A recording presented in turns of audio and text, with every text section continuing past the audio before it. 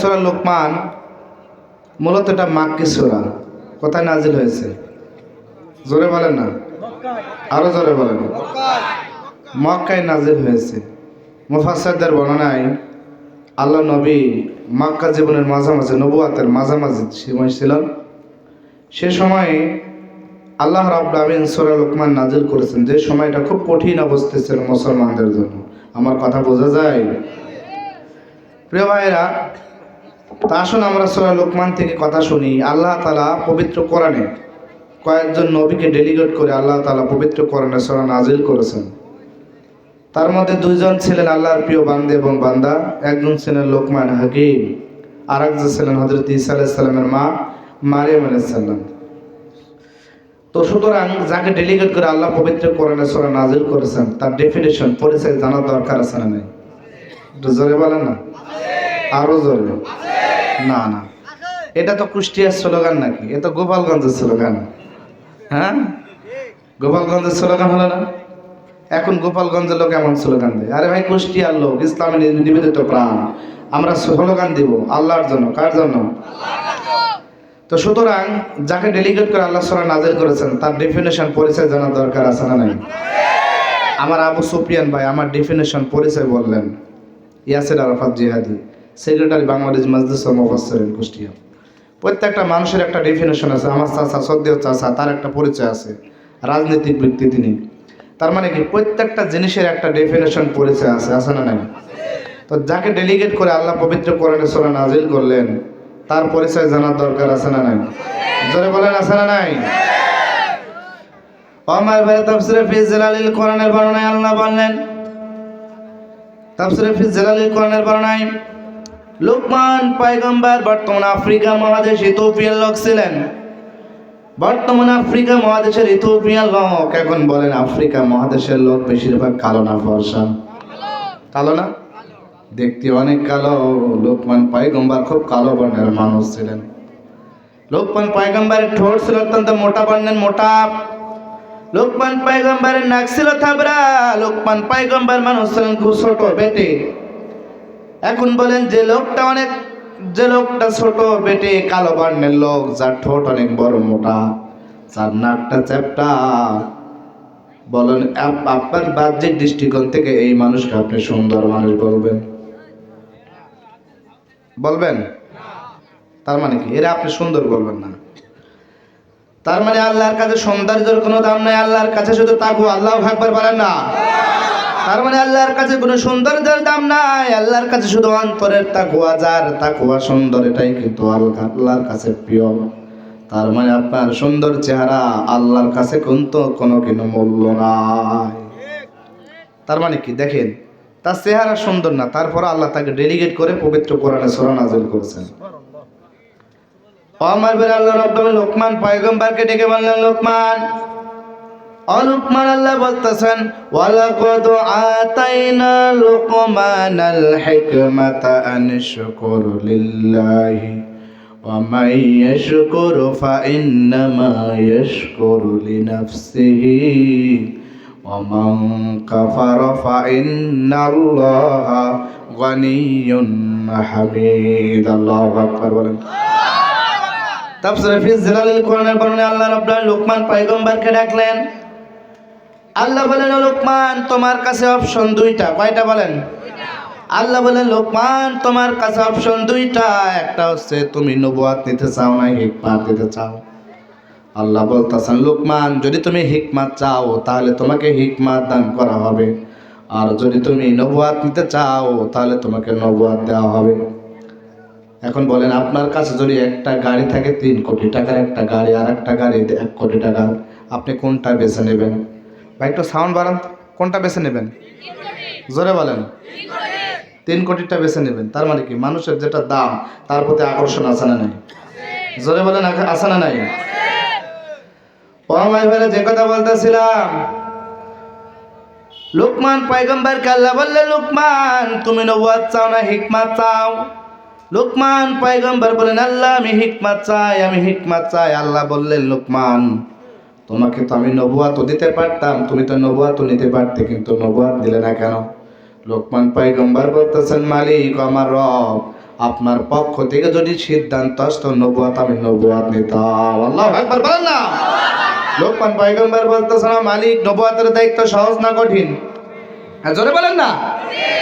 ও মালিক, নবুয়াতের দায়িত্ব অনেক কঠিন। আমার মনে হয় যদি আমি চুজ করে নিই, যদি আমি নবুয়াতের দায়িত্ব যদি যথাযথভাবে পালন না করতে পারি, কিয়ামতের দিন তোমার দরবারে কাঠগড়ায় দাঁড়ানো লাগবে। ও মালিক, এজন্য আমি যেটা সহজ সেটাই আমি বেছে নিলাম। এজন্য লোকমান পয়গম্বর একজন হিকমতওয়ালা পয়গম্বর ছিলেন। সুবহানাল্লাহ। শ্বশুর বাড়ি যে বলবেন। প্রিয় ভাইরা, সুতরাং লোকমান পয়গম্বর খুব দরিদ্র মানুষ ছিলেন, খুব গরিব মানুষ ছিলেন, খুবই গরিব মানুষ। আমার ভাই, লোকমান পয়গম্বর খুব দরিদ্র মানুষ ছিলেন। তিনি একজন দাস ছিলেন, গোলাম ছিলেন। তাফসীরে তাবারীর বর্ণনায় লোকমান পয়গম্বরের মালিক দেখেন হাজার হাজার মানুষগুলো লোকমান পয়গম্বরের কাছে যায় জ্ঞান নিতে, পরামর্শ নিতে।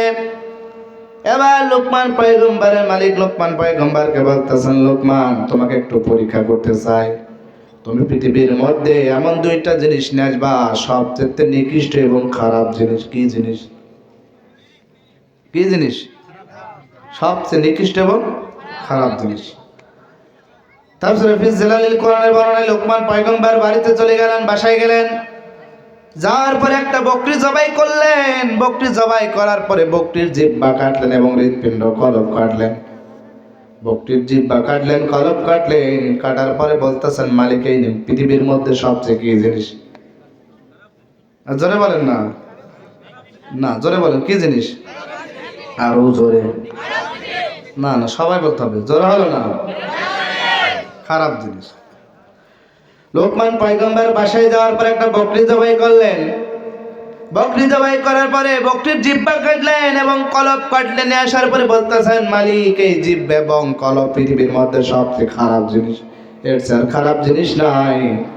এবার লোকমান পয়গম্বরের মালিক বলতেছেন, লোকমান, পৃথিবীর মধ্যে এমন দুইটা জিনিস নিয়ে আসবা, সবচেয়ে ভালো জিনিস।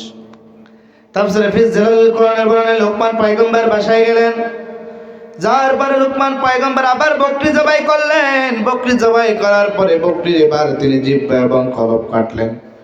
কাটার পরে বলতেছেন, মালিক, এই নেন পৃথিবীর মধ্যে সবচেয়ে ভালো জিনিস, জিহ্বা এবং কলব। জিনিস তো জিনিস একই না? বলেন, একই জিনিস, কিন্তু চিন্তা করেন।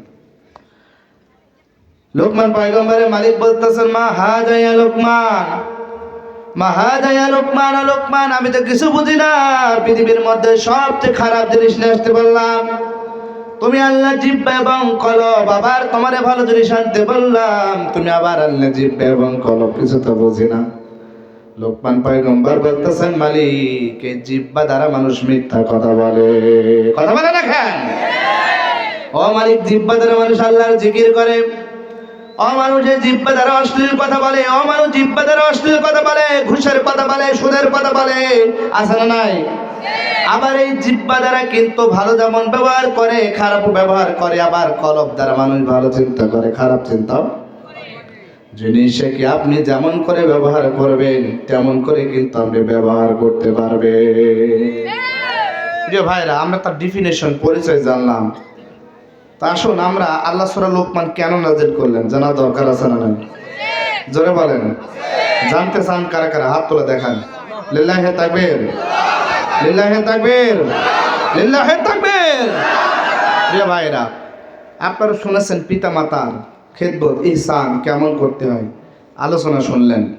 তা আসুন আমরা, আমাদের অনেক বলে, হুজুর একটু পিতা মাতার ওয়াজ করেন না। আমরা তো অনেক পিতা মাতার ওয়াজ করি, তো সন্তান কিভাবে লালন পালন করবেন তার ওয়াজের দরকার আছে না নাই? একটু আসতে বলেন। তার মানে সন্তান কেমন করে লালন পালন করবেন সে প্রেসক্রিপশন আল্লাহর কোরআন থেকে নেওয়া লাগবে। আপনার সন্তান আপনার কাছে কাদামাটি, কাদামাটি বোঝেন? কাদামাটি দ্বারা যদি আপনি একটা লাইট তৈরি করেন, পারবেন না? হাড়ি তৈরি করতে পারবেন না? মাইক বানাতে পারবেন না? এটা শুকনা মাটি, ঠনঠনে মাটি দিয়ে আপনাকে বলা হয় আপনি মাইক বানান, পারবেন? লাইট বানাতে পারবেন? পারবেন না। এটা শুকনো হয়ে গেছে, ঠনঠনে হয়ে গেছে। এই যে এটা কি দেখতেছেন, টিস্যু, মনে করেন এটা কাদা মাটি। আপনি দুমরায় মুসরায় ফেলবেন, পারবেন না? আপনি টানেন, সোজা করেন, পারবেন না? বলাবেন, পারবেন না? এটা আপনি মনে করেন ঠনঠনে মাটি, শুকনা মাটি, আপনি কি করতে পারবেন? ভাঙতে পারবেন? টানতে পারবেন? আরে জোরে বলেন না। তার মানে পারবেন না। তা আপনার সন্তান আপনার কাছে কাদামাটি। আপনি সন্তানকে যদি আলেম বানান, আলেম হবে, জালেম বানান, জালেম হবে, চোর লুচ্চা বদমাশ বানালে আপনার সন্তান বদমাশ হবে। কথা বলে মুসলমান ঠিক কিনা? আপনার সন্তান যেমন করে বানাবেন তেমন হবে। অনেকে আছে না, এই যে ছাত্র জনতার পাখির মতো গুলি করে হত্যা করলো না? অনেকে আছেন কি অনেক অশ্লীল কাজ করে, অনেকে আছেন ছোট্ট ছোট বাচ্চারা আলেম হয়। আপনার সন্তানকে আপনি যেমন বানাবেন তেমন হবে। প্রিয় ভাইরা আসেন, লোকমান পয়গম্বর তার সন্তানকে কয়েকটা উপদেশ দিলেন। তাফসীরে ফি জালালিল কোরআনে বর্ণনা, আল্লাহর কোরআন থেকে বলতেছি, লোকমান পয়গম্বর তার সন্তানকে 10টা উপদেশ দিলেন। কয়টা? এই হাত তুলে দেখেন কয়টা। আজকের প্রশ্ন থাকবে 10টা প্রশ্ন মুখস্থ, শেষে ধরবো, যে পারবেন তাকে পুরস্কৃত করা হবে। হ্যাঁ, আছে পুরস্কৃত করা হবে, মনে রাখবেন। কিন্তু এই 10টা পয়েন্ট মুখস্থ বলা লাগবে। তার মানে কি, মনোযোগ ধরে না দেন, আপনি ঘুমান। আমি কিন্তু সহজ করে দিলাম আপনার জন্য প্রশ্ন। তার মানে লোকমান পয়গম্বর তার সন্তানকে কয়টা উপদেশ দিলেন? আরো জোরে বলেন না। 10টা উপদেশ দিলেন। অনেক সময় আমাদের সন্তানদের বলি, বাবা, সোনা, মধু, জান বলি না, ভালোবেসে এই শব্দগুলো প্রয়োগ করি, সন্তানকে বলেন। তো লোকমান পয়গম্বর তার সন্তানকে ভালোবাসলেন, কাছে ডাকলেন, বললেন, আব্বা একটু কাছে আসো, সোনা বাবু একটু কাছে আসো, সন্তানকে ডাকলেন। ও আমার ভাই, তাফসীরে ফি জালালিল কোরআনে বর্ণনায় আল্লাহ রাব্বুল আলামিন বলেন, ওয়া ইয ক্বালা লুকমানু লিবনিহি ওয়া হুয়া ইয়াইযুহু ইয়া বুনাইয়া লা তুশরিক বিল্লাহি ইন্নাশ শিরকা লাযুলমুন আযীম। আল্লাহু আকবার বলেন। লোকমান পাই তাফসীরে ফি জালালিল কোরআনের বর্ণনায় লোকমান পয়গম্বর তার সন্তানকে কাছে রাখলেন, বলে, আব্বা জান, সন্তান একটু কাছে আসো না। আমার সন্তান একটু কাছে আসে। 1 নম্বর উপদেশ দিলেন, আল্লাহর কোরআন থেকে বলতেছে, 1 নম্বর উপদেশ দিলেন, লা তুশরিক বিল্লাহ ইয়া বুনাইয়া, আমার সন্তান, লা তুশরিক বিল্লাহ, খবরদার তুমি কিন্তু শিরক করবে না।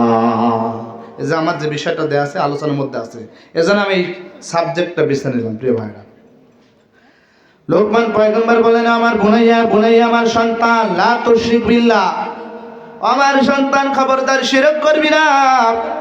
এবার লোকমান পয়গম্বরের সন্তান বলতেছেন, আব্বা, শিরকটা কি?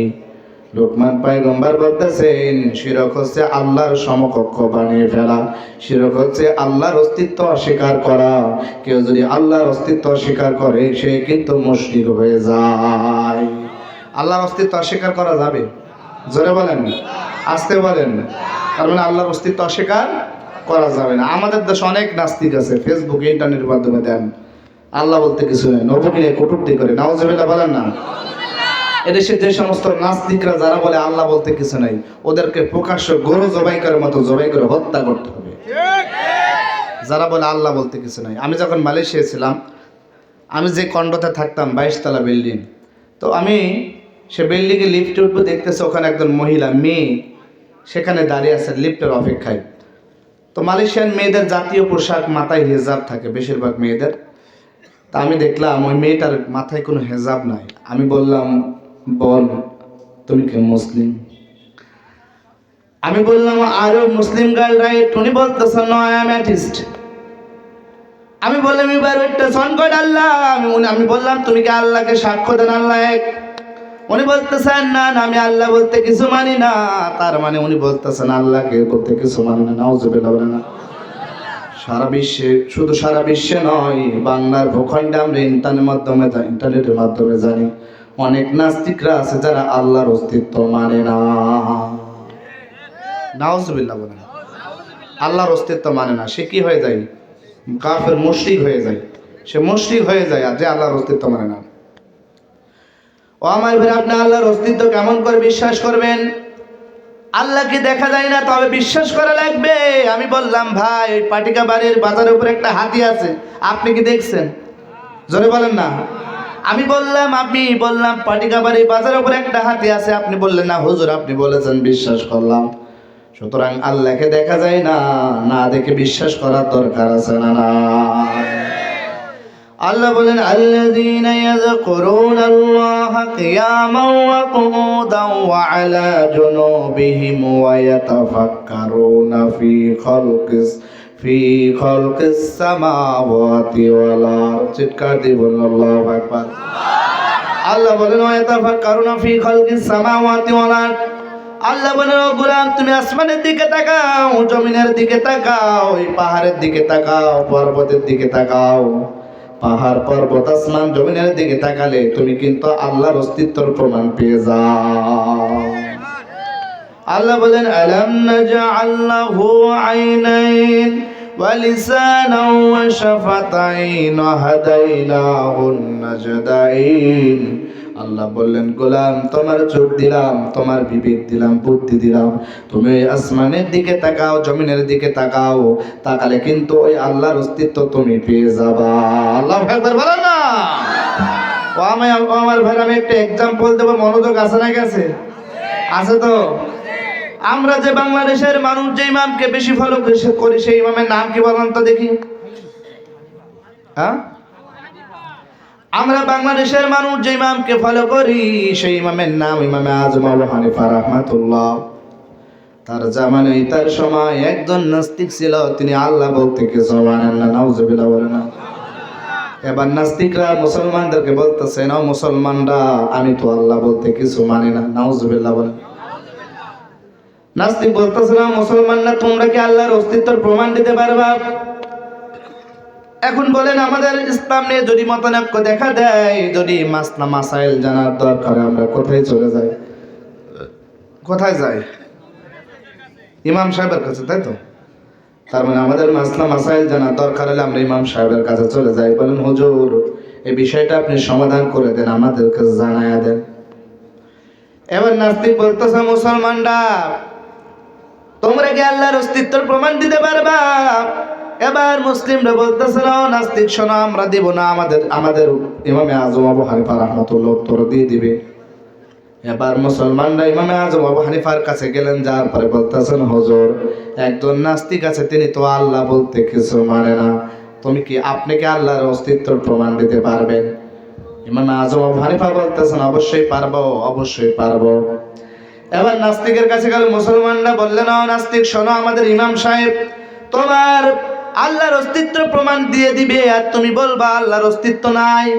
তাহলে বিশাল একটা ডিবেট, বিশাল একটা বিতর্কের মঞ্চ তৈরি করা হলো, হাজার হাজার মানুষ সেখানে উপস্থিত হলো। নাস্তিক গেল, মুসলমানরা গেল। ইমামে আজম আবু হানিফা রাহমাতুল্লাহ ইচ্ছাকৃতভাবে 2 ঘন্টা লেট করলেন। কয় ঘন্টা বলেন? জোরে বলেন। ইমামে আজম আবু হানিফা রাহমাতুল্লাহ ইচ্ছাকৃতভাবে 2 ঘন্টা লেট করলেন। এবার নাস্তিক বলতেছে মুসলমানরা তোমাদের ইমাম সাহেব পালাইছে, কই ইমাম সাহেব কই? তোমাদের ইমাম সাহেব নাই, তোমাদের ইমাম সাহেব পালাইছে। এবার ইমামে আজম আবু হানিফা রাহমাতুল্লাহ ইচ্ছাকৃতভাবে 2 ঘন্টা লেট করে গেলেন। তারপরে বলতেছেন ও নাস্তিক ভাই আমার একটা ওজর আছে। নাস্তিক বলতেছেন তোমার কি ওজর আছে? নাস্তিক বলতেছে তোমার কি ওজর আছে? ইমামে আজম আবু হানিফা বলতেছেন ভাই আমি যে বাসায় থাকি, যে বাড়ি থাকি, বাড়ি থেকে বের হওয়ার পরে বিশাল বড় একটা নদী, কি বিশাল বড় একটা নদী, ওই নদী পার হতে হয় কেমন করে বলেন দেখে ভাই? হ্যাঁ, নৌকা ছাড়া কি নদী পার হওয়া যায়? ইমাম আজম আবু হানিফা বলতেছেন ভাই আমি বাসা থেকে দেখি বিশাল একটা নদী, আমি নদীর ঘাটের দিকে দেখি কোনো নৌকা নাই, চিন্তা করলাম কেমন করে নদী পার হব। আমি নদীর পাশে তাকায় দেখলাম বিশাল একটা বড় গাছ, আমি দেখলাম গাছটা এমনি এমনি কেটে পড়ে যায়, এমনি এমনি কেটে পড়ে গেল। আমি দেখলাম ওই গাছ থেকে তক্তা বের হয়ে আসলো, তারপর দেখলাম এমনি এমনি নৌকা হয়ে গেল। এখন বলেন তো ভাই এমনি এমনি কি গাছ কেটে পড়ে যায়? এমনি এমনি কি নৌকা বের হয়ে যায়? ভাই তার মানে কি এমনি এমনি গাছও কাটে না, তক্তাও বের হয় না, নৌকা হয় না।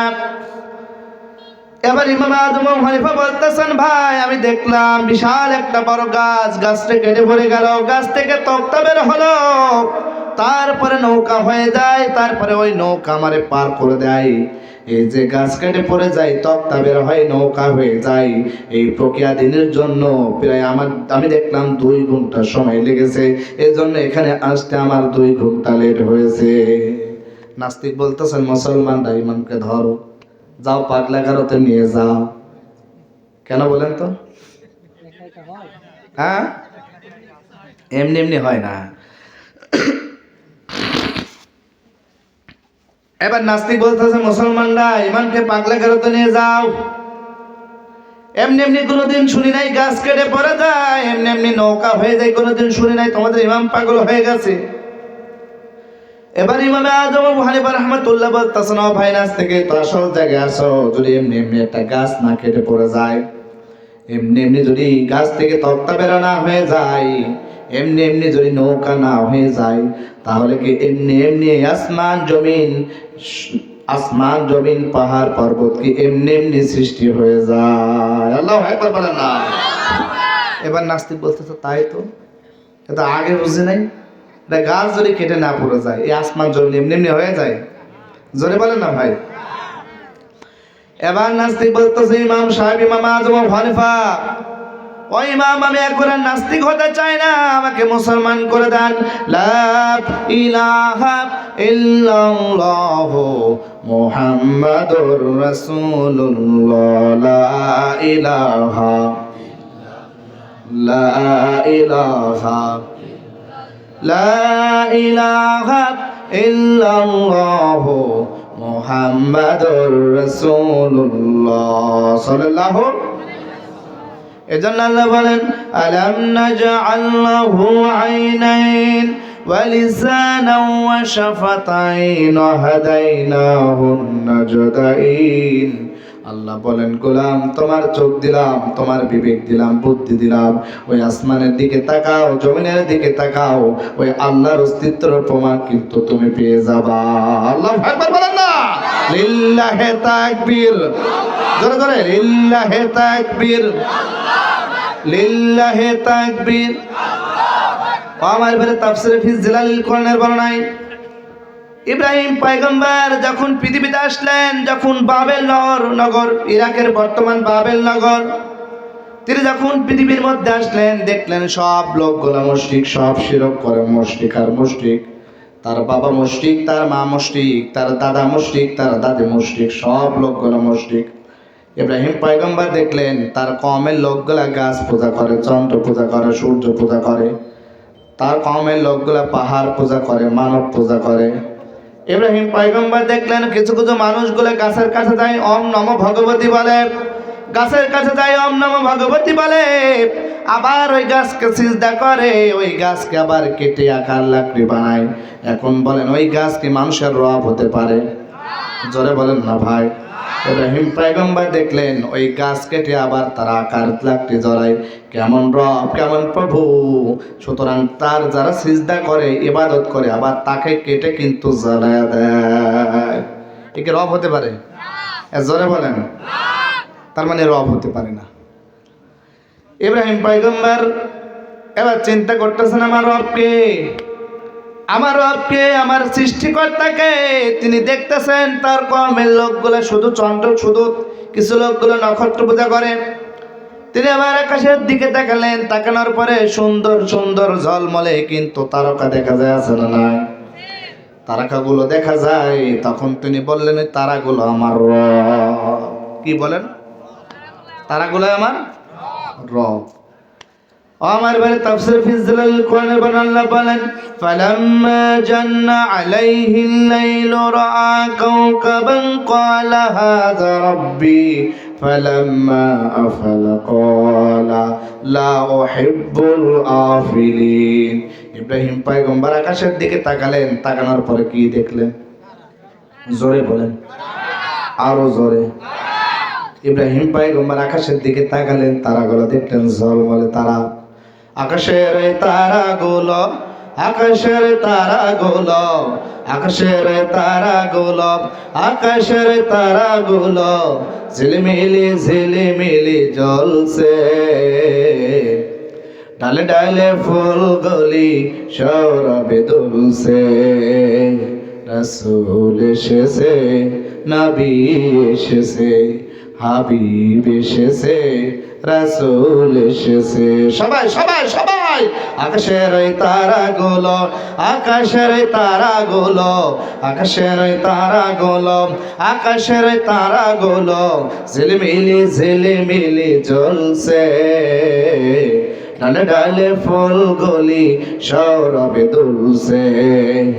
রাসূল এসেছে, হাবিব এসেছে, রাসূল এসেছে, হাবিব এসেছে। আল্লাহু আকবার বলেন না।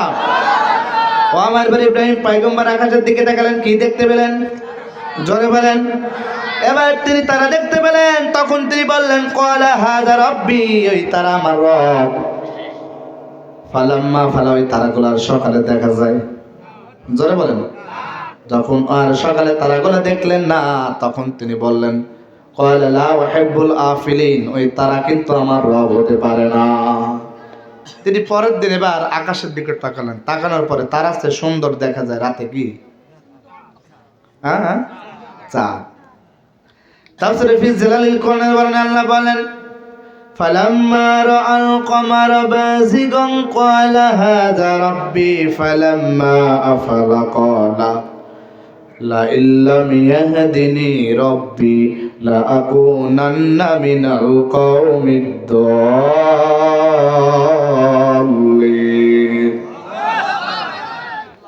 ইব্রাহিম পয়গম্বর আকাশের দিকে তাকালেন, তাকানোর পরে ফালাম্মা রাআল কমারা বাযিগান ক্বালা হাযা রাব্বি, যখন তিনি চাঁদ দেখলেন তখন তিনি বললেন ক্বালা হাযা রাব্বি, ওই চাঁদ আমার রব। এখন বলেন এই চাঁদগুলো আর কি সকালে দেখা যায়? জোরে বলেন, দেখা যায়? তখন তিনি আর চাঁদগুলো দেখলেন না, তখন তিনি বললেন ও আল্লাহ, তো আপনি যদি আমার হেদায়েত না দেন আমি হেদায়েত পাবো না। তখন তিনি বললেন ক্বালা লা ইল্লাম ইয়াহদিনি রাব্বি, ও আমার রব, প্রকৃতির রব, আপনি যদি আমার হেদায়েত না দেন আমি কিন্তু হেদায়েত পাবো না। আল্লাহু আকবার বলেন না। হেদায়েতের মালিক কে? কোন পীর বাবা হেদায়েতের মালিক? খাজা বাবা? একজন নবী বলতেছেন আল্লাহ আপনি যদি আমার হেদায়েত না দেন হেদায়েত পাবো না, একজন নবী বলতেছেন। পরের দিন তিনি পূর্ব দিগন্তে তাকালেন, তাকানোর পরে সুন্দর দীপ্তমান রূপে কি দেখা যায়?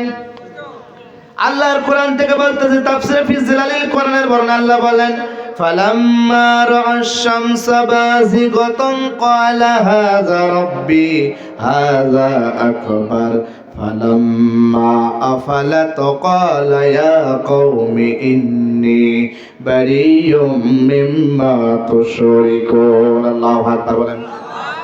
ইব্রাহিম পয়গম্বর পরের দিন পূর্ব দিগন্তে তাকালেন, তাকানোর পর ইব্রাহিম পয়গম্বর দেখলেন দীপ্তমান রূপে বিশাল একটা সূর্য। তখন তিনি বললেন হাদা আকবার, ওই যে দুইটা জিনিস দেখলেন ওইটার চেয়ে সূর্য একটু বড় না ছোট বলেন দেখি? তখন তিনি বললেন ওই দুইটার চেয়ে সূর্য একটু বড়, নিশ্চয় এই সূর্য আমার রব। পশ্চিম দিগন্তের পরে সন্ধ্যার পরে কার সূর্য দেখা যায়? তখন তিনি বললেন ফালাম্মা ফালাত না, সূর্য আমার রব নাই। তখন তিনি ডেকে বললেন ক্বালা, ডেকে বললেন ইয়া কওমি, আমার সম্প্রদায়ের লোকেরা, ইন্নী বারিয়্যুম মিম্মা তুশরিকুন, তোমরা শিরক করো আমি কিন্তু শিরক করি না। আল্লাহু আকবার বলেন না। ইব্রাহিম পয়গম্বর তখন বললেন ইন্নী ওয়াজ্জাহতু ওয়াজহিয়া লিল্লাযী ফাতারাস সামাওয়াতি ওয়াল আরদা হানিফা ওয়া মা আনা মিনাল মুশরিকিন। আল্লাহু আকবার বলেন। এটাকে আমরা কি বলে বলেন? যায় না আমাদের দোয়া। কিন্তু সেদিন ইব্রাহিম আলাইহিস সালাম বলেন আল্লাহ ইন্নী ওয়াজ্জাহতু ওয়াজহিয়া লিল্লাযী ফাতারাস সামাওয়াতি ওয়াল আরদ, আল্লাহ আমি একনিষ্ঠভাবে তোমার দিকে ফিরে গেলাম, আমি মুশরিক নয়, শিরক করি না। আল্লাহু আকবার বলেন। ইব্রাহিম পয়গম্বর এবার আসল রবের সন্ধান পেয়ে গেলেন। এবার ইব্রাহিম পয়গম্বর দেখতেছেন তার বাবা মুশরিক, তার মা মুশরিক, তার দাদি মুশরিক, তার দাদা মুশরিক, তার নানা মুশরিক, তার নানি মুশরিক, তার কওমের লোক সবগুলো মুশরিক, সবাই শিরক করে, মূর্তি পূজা করে। ইব্রাহিম পয়গম্বর দেখলেন কিছু লোকগুলা, তার কওমের লোকগুলা একটা মন্দিরের মধ্যে যে তারা মূর্তি পূজা করে। ইব্রাহিম পয়গম্বর দেখলেন মন্দিরের মধ্যে বাঘের মূর্তি, সিংহের মূর্তি, হনুমানের মূর্তি, বানরের মূর্তি, ব্যাঙের মূর্তি, সাপের মূর্তি, আর লোকজন কি যেন ওম নমো ভগবতী বলে কি যেন মন্ত্র পাঠ করে। একটাও তো ভালো না, একটাও তো ভালো না, কি যেন মন্ত্র পাঠ করে। ইব্রাহিম পয়গম্বর দেখলেন সব লোকগুলো মন্ত্র পাঠ করে, বন্দে মাতারাম, জয় জয় রাম সীতারাম, হরে কৃষ্ণ হরে রাম, ওম নমো ভগবতী বাসুদেবায়, ওম শান্তি বুদ্ধং শরণং গচ্ছামি, ধাম্মাং শরণং গাচ্ছামি। ওরা যত বলে ওম শান্তি, ওরা ইন্ডিয়ায় তার চেয়ে বেশি করে শান্তি কথা বলে না কেন? ওরা যত বলে ওম শান্তি, ওরা ইন্ডিয়ায় তার চেয়ে বেশি করে অশান্তি। ওরা যত বলে ওম শান্তি, ওরা চীনে তার চেয়ে বেশি করে অশান্তি। ওরা যত বলে ওম শান্তি, ওরা ইসরায়েলে তার চেয়ে বেশি করে অশান্তি। ওরা যত বলে ওম শান্তি, ওরা একমাত্র পৃথিবীর মধ্যে অশান্তি সন্ত্রাসী দ্বারা কিছু না। এই কথা বলে না কেন? ওই ইন্ডিয়ার যে অসভ্য শান্তি জাতি পৃথিবীর মধ্যে একটাও নাই। ওরাই পৃথিবীর মধ্যে সবচেয়ে শান্তির কথা বলে আর অশান্তি সৃষ্টি করে কথা বলে। মুসলমান ঠিক কিনা? ঠিক কিনা? ঠিক কিনা? আল্লাহু আকবার, আল কোরআনের আলো, ঘরে ঘরে আলো, নারায়ে তাকবীর, আল্লাহু আকবার। প্রিয় ভাইরা, ওরা শান্তির কথা বলে, ওম শান্তি বলে না? ওরা ওম শান্তি বলে আর মুসলমানকে নামাজ থেকে ধরে এনে গরুর মতো জবাই করে। কথা বলে না কেন? একমাত্র ইসলাম মুসলমানদের শান্তির ধর্ম, আর গোটা বিশ্বে কোথাও নাও। একমাত্র কুরআনই মুসলমানদের শান্তি দিতে পারে, একমাত্র ইসলামী শান্তি দিতে পারে। আর সব কুরআন দিন কোনো কিছু শান্তি নাই। সবচেয়ে বড় শান্তি সন্ত্রাসী। কথা বলে মুসলমান ঠিক কিনা? ওরা শুধু শান্তির বার্তা দেয়। আমেরিকাও শান্তির কথা বলে, শান্তিতে নোবেল দেয়, জানেন তো? বলেন। কিন্তু পৃথিবীর বুকে ওরা সবচেয়ে বেশি করে অশান্তি। মুসলমানদের গরুর মতো হত্যা করে, জবাই করে না? এরা যদি বলে শান্তি, ওম শান্তি, এটা মানা যায়? জোরে বলেন, মানা যায়? ইব্রাহিম পয়গম্বর দেখতেছেন কি যেন পাঠ করে, বন্দে মাতরম, জয় জয় রাম সীতারাম, হরে কৃষ্ণ হরে রাম, ওম নমো ভগবতী বাসুদেবায়, ওম শান্তি বুদ্ধং শরণং গচ্ছামি, ওম শান্তি বুদ্ধং শরণং গচ্ছামি, ওম শান্তি ধাম্মাং শরণং গচ্ছামি। ইব্রাহিম পয়গম্বর দেখে কি যেন মন্ত্র পাঠ করে, বলেন এর মধ্যে একটাও কি ভালো আছে? জোরে বলেন। ইব্রাহিম পয়গম্বর দেখে যা পাঠ করে একটাও তো ভালো না, একটা অর্থও তো ভালো না। এবার ইব্রাহিম পয়গম্বর মানসিকভাবে তিনি অশান্তিতে ভুগতেছে। তাফসীরে ফি জালালিল কোরআনের বর্ণনায় মানুষ কিন্তু দুই ধরনের অসুস্থ হয়। কয় ধরনের? জোরে বলেন। কি বলেন দেখি? মাশাআল্লাহ, কে বললেন? অনেকেই বললো মাশাআল্লাহ। শারীরিক আর মানসিক। শারীরিক রোগ দেখা যায়, মানসিক রোগকে দেখা যায় না। তার মানে কি শারীরিক রোগ দেখা যায়, মানসিক রোগ দেখা যায় না? ইব্রাহিম পয়গম্বর তিনি মানসিক রোগে ভুগতেছিলেন। তিনি একজন নবী, তিনি দেখতেছেন তার বাবা মা বংশের লোকগুলো সব মূর্তি পূজা করে। একজন নবী তাওহীদের বাণী প্রকাশের জন্য এসেছে। নবী যদি দেখেন সবাই মূর্তি পূজা করে, একজন নবী কি মানসিকভাবে সুস্থ থাকতে পারে? এজন্য তিনি মানসিকভাবে ভুগতেছিলেন। এবার লোকজন বলতেছেন, ইব্রাহিম তুমি আমাদের মূর্তির গুলো পাহারা দাও, আমরা একটু মেলায় যাই। ইব্রাহিম চলো আমাদের সাথে মেলায় যাই। ইব্রাহিম পয়গম্বর বলেন, ইন্নী সাকিম, আমি অসুস্থ, যেতে পারবো না। এবার লোকজন বলে, ইব্রাহিম তাহলে আমাদের সঙ্গে যদি না যাও, কিন্তু আমাদের মূর্তিগুলো তো একজন পাহারা দেওয়া লাগবে। আমাদের মূর্তিগুলো কিন্তু তুমি পাহারা দাও, ওদের মূর্তিও কিন্তু পাহারা দেওয়া লাগে না? মূর্তিকেও পাহারা দেওয়া হয়। 5 আগস্টের আগে আমরা দেখেছি বাংলাদেশে মূর্তি পাহারা দেওয়া লাগতো। শ্বশুর বাড়ি যে বলেন ঠিক, এই কথা বলেন না কেন? আমরা 5 আগস্টের আগে দেখেছি মূর্তি পাহারা দেওয়া হতো। কুষ্টিয়ার মজমপুর গেট পার হয়ে 5 রাস্তার মোড়ে, দেখেন নাই কোনোদিন? দেখছেন? মূর্তি পাহারা দিত। একজন পাগল মূর্তির উপরে উঠেছিল, 3 জন পুলিশের চাকরি শেষ। দেখছেন? এদেশে মূর্তিও কিন্তু পাহারা দেওয়া হতো, মূর্তিও পাহারা দেওয়া হতো। তার মানে কি ভাবে যে ওই মূর্তিকে একটা ঢেল মারলে থাকবে নাকি? আমি যখন মালয়েশিয়া, আপনি এখানে মালয়েশিয়ান প্রবাসী কেউ আছেন? কে জানো ছিল একজন? কেউ নাই। মালয়েশিয়ার একটা জায়গা বাতু কেভস, মালয়েশিয়ার শহরের মধ্যেই পাহাড়ি এলাকা বাতু কেভস। তা বাতু কেভস পর্যটন এলাকা, সেখানে হাজার হাজার মানুষ সেখানে যায়। প্রাকৃতিক সৌন্দর্য আছে। তা পাহাড়ের উপর বিশাল একটা হিন্দুদের মূর্তি আছে, বিশাল একটা বড় মূর্তি। আমরা ঈদের দিন কয়েকজন বন্ধু সেখানে রিজার্ভ একটা গাড়ি নিয়ে গেলাম। যাওয়ার পরে ওই পাহাড়ের উপর উঠতে গেলে সিঁড়ি আছে, সিঁড়ি বেয়ে বেয়ে উঠতে হয়। তো মাঝে একটা রেস্ট নেওয়ার জায়গা আছে, সেখানে রেস্ট নিতেছি। তো কয়েকজন ইরানিয়ান মহিলা তারা ওখানে বসলো, তাদের সঙ্গে আমরা তাদের সাংস্কৃতিক দেশ সম্পর্কে জিজ্ঞাসা করতেছিলাম। তো হঠাৎ করে দেখি নিচ থেকে একজন লোক কাঁচা মারা, বোঝেন কাঁচা মারা, বোঝেন তো আপনারা, মানে লুঙ্গি গোছাই কাঁচা মেরে খালি গায়ে একটা গামছা কাঁধের উপর ঝোলাই রাখছে। ঝোলাইয়ে এক কলসি পানি নিয়ে ইন্ডিয়ান তামিল লোক, যেরকম সুটাম দেহের অধিকারী তামিল লোক, আস্তে আস্তে তিনি কি ওই উঠতেছে, মাথায় পানি নিয়ে উঠতেছে, ওখানে দাঁড়ালেন, পানি নিয়ে দাঁড়ালেন। তা দাঁড়ানোর পরে তার দিকে অনেকক্ষণ চেয়ে থাকলাম। থাকার পরে বললেন, ভাই এই পানি নিয়ে তুমি কোথায় যাবা, কোথায় যাবা? উনি বলতেছেন, পানি নিয়ে আমার প্রভু, ওই যে প্রভু দেখতেছে বিশাল একটা মূর্তি, মানে বিশাল, সে পাহাড়ের উপরে 10 তলা বিল্ডিং সমান উঁচু মূর্তি, বলছে আমাদের প্রভুর মাথায় ঢালবো। তাহলে প্রভুর মাথায় ঢালবেন, আপনার প্রভু কি গরম হয়ে গেছে নাকি? তো বলছে, এই সাবধানে কথা বলেন। তো মালয়েশিয়া আবার তামিলদের আবার একটু দাপট আছে। তা আমি বললাম, সাবধানে কথা বলবো মানে? কে আপনার কিছু বলবেন নাকি? বলতেছেন, আমরা কিছু বলবো না, ওই যে দেখতেছেন কিছু লোক মূর্তির দিকে তাকাতে বললো। তো দেখি কিছু লোকগুলো মূর্তির পায়ের নিচে কিছু লাঠি সোটা নিয়ে দাঁড়িয়ে আছে। তা আমি বললাম, ওরা আবার কারা? বলতেছে, ওরা আমার মূর্তির পাহারাদার, প্রভুর পাহারাদার। তাই বললাম, বাবা তোমার প্রভুকে আবার পাহারা দেওয়া লাগে নাকি? বলছে, পাহারা দেওয়া না লাগবে না, যদি কেউ রাতে ঢেল মারি ভেঙে ফেলে। তার মানে কি, ওর প্রভু নিচেকে বাঁচাতে পারে না, ঢেল মারার ভয় আছে না নাই? জলে বলেন আছে না নাই? আছে। ও আমার ভাইয়ের মন, লোকজন বলে, ইব্রাহিম আমাদের মূর্তিগুলো পাহারা দে। তারপরে ফিজালালিল কোরআন বলেন, আল্লাহর কোরআন থেকে বলতেছি। এবার লোকজন বলে, ইব্রাহিম আমাদের মূর্তিগুলো পাহারা দাও, আমরা মেলাতে যাব। এবার ইব্রাহিম পয়গম্বর বলল, যা তোরা মেলায় যা, তোদের মূর্তিগুলো জমের পাহারা দেব। কেমন পাহারা দেবে? বলে, যা যা তোদের মূর্তিগুলোকে জমের পাহারা দেব। সব লোকগুলো চলে গেল। তারপরে ফিজালালিল কোরআন